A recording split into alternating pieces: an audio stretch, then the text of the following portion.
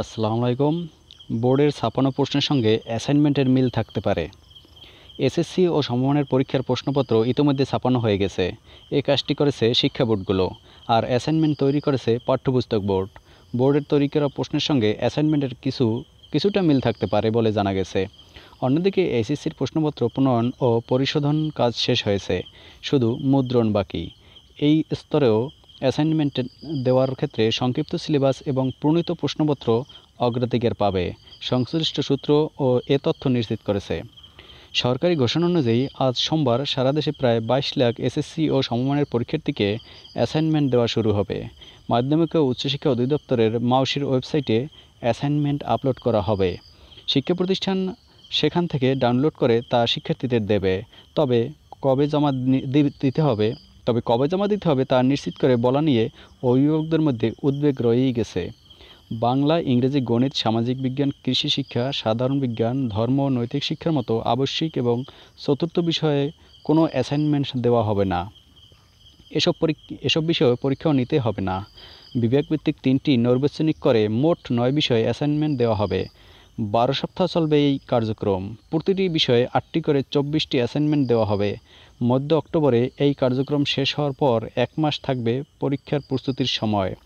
এর মধ্যে পরিস্থিতির উন্নতি হলে মধ্য নভেম্বরে নেওয়া হবে এসএসসি পরীক্ষা।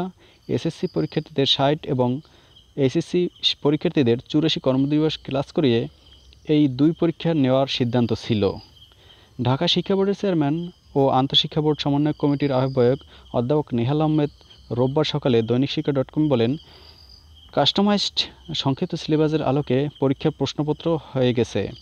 প্রশ্নপত্র ছাপানো হওয়ার পরিকল্পনা হওয়ায় বিকল্প সংখ্যা আগের মতোই থাকছে। এর ফলে আগের চেয়ে এখন 50% প্রশ্নের কম উত্তর লিখতে হবে। সব মিলে শিক্ষার্থীদের জন্য যতটা সহজ করা যায় সেই দিকটি চিন্তায় রাখা হয়েছে, কিন্তু তাদের লেখাপড়া করতে হবে।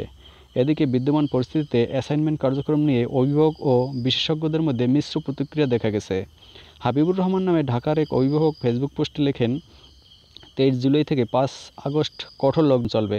বর্তমানে সংক্রমণ পরিস্থিতিও উদ্বেগজনক পর্যায়ে আছে। এই অবস্থায় অ্যাসাইনমেন্ট নিয়ে স্কুল কলেজে যাতায়াত শিক্ষার্থীদের ঝুঁকিতে পড়তে হবে। অধ্যাপক নেহাল আহমেদ বলেন, আমাদের মূল লক্ষ্য অটোপাসের পরিবর্তে মূল্যায়ন করেই রেজাল্ট দেওয়া। এখন অ্যাসাইনমেন্টের মাধ্যমে মূল্যায়ন চলতে থাকবে। পরিস্থিতি অনুকূলে এলে পরীক্ষা নেওয়া হবে। ছাপানো প্রশ্ন হুবহু অ্যাসাইনমেন্ট দিয়ে দেওয়া হবে মর্মে কোনো গণমাধ্যম লিখেছে, এমন প্রশ্নের উত্তরে রোববার সকালে চেয়ারম্যান বলেন, প্রশ্ন তৈরি ও ছাপানোর কাজ বোর্ডগুলোর, আর অ্যাসাইনমেন্ট তৈরি করেছেন প্রশ্ন ছাপানোর কাজ করেছেন বোর্ডগুলো এবং অ্যাসাইনমেন্ট তৈরি করেছেন এনসিটিভি। এনসিটিভি কীভাবে জানবে প্রশ্ন কী থাকছে? তবে যেহেতু সংক্ষিপ্ত সিলেবাস, তাই খুব বেশি আনকমন প্রশ্ন করার সুযোগও তো থাকছে না। সংক্ষিপ্ত সিলেবাসের মধ্যে থেকেই তো প্রশ্ন করতে হবে। চেয়ারম্যান আরও বলেন, আবশ্যিক বিষয়ে পরীক্ষা না নেওয়ার কারণ 2টি। প্রথমত, সংক্রমণ রোধের চেষ্টা, কেননা আবশ্যিক বিষয়ে শতভাগ শিক্ষার্থী পরীক্ষার হলে আসবে। তাদের সঙ্গে 2-1 করে অভিভাবক এসে থাকেন। সেই ক্ষেত্রে ঢাকা কলেজ কেন্দ্রের দৃষ্টান্ত দিলে বলা যায়, সেখানে শিক্ষার্থী 3 থেকে 3,500 হবে, আর বাইরে আরও 3 থেকে 4,000 অভিভাবক থাকবে। এমন পরিস্থিতিতে স্বাস্থ্যবিধি নিশ্চিত করা খুবই কঠিন হতো, তাই এ বিষয়গুলো বাদ দেওয়া হয়েছে।